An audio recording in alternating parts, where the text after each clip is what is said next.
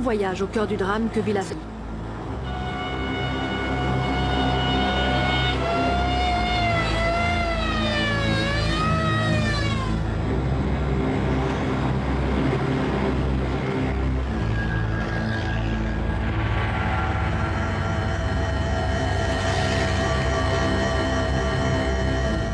Rémi Friedman, le délégué qui accompagne le convoi, compte les camions.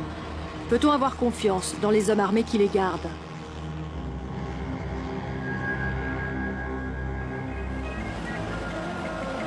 Les journalistes les ont qualifiés de Mad Max.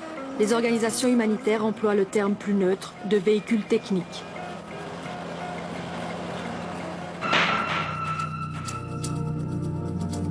Partout, les ruines attestent de la violence de la guerre civile. Leur village détruit, des centaines de milliers de Somaliens n'ont eu d'autre choix que de fuir pour sauver la seule chose qui leur reste, leur vie.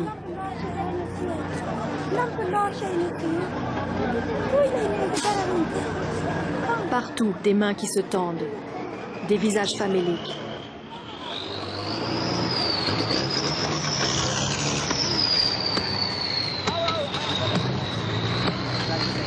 Partout, des tombes creusées à la hâte.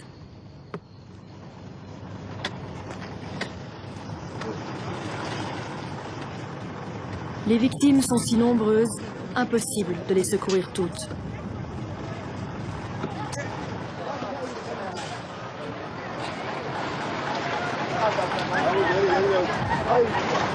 On peut rien faire là, on peut pas leur laisser des sacs. Vous leur laissez pas de sacs là? Non, donc le convoi est prévu pour le village suivant. Cette région sera desservie après. C'est un peu dommage, c'est vrai, pour les gens de voir passer des camions et de voir qu'on s'arrête pas.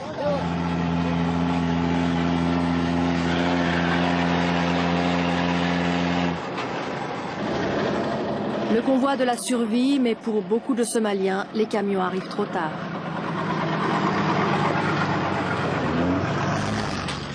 « 250 km, 12 heures de route. Premier déchargement.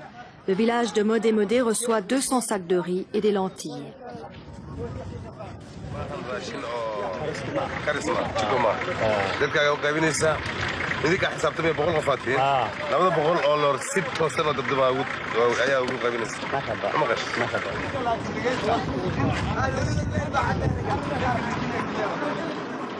Le village abrite 3 clans. Le partage est difficile et les sources de conflits nombreuses.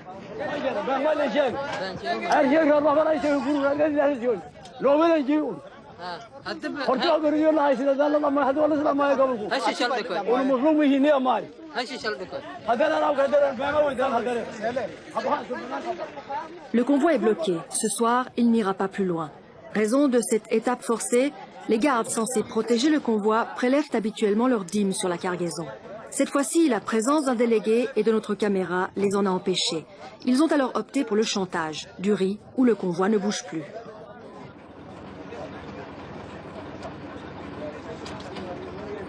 Au petit matin, l'inquiétude s'apaise. Il semble que le convoi va repartir.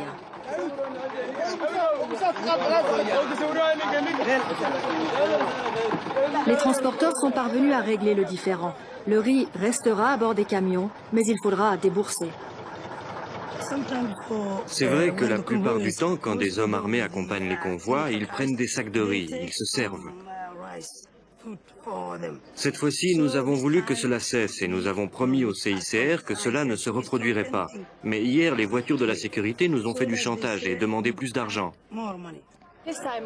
Ils voulaient 50 sacs de riz par véhicule, c'est ce que vous m'avez dit? Oui.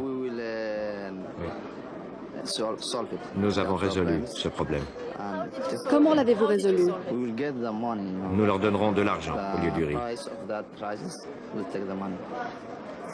Combien d'argent?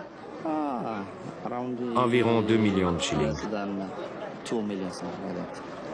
Et 2 millions de shillings, c'est le prix de 50 sacs de riz. C'est possible. Et vous donnez cela à chaque véhicule de sécurité? Oui, c'est pour chacun des 14 véhicules de sécurité.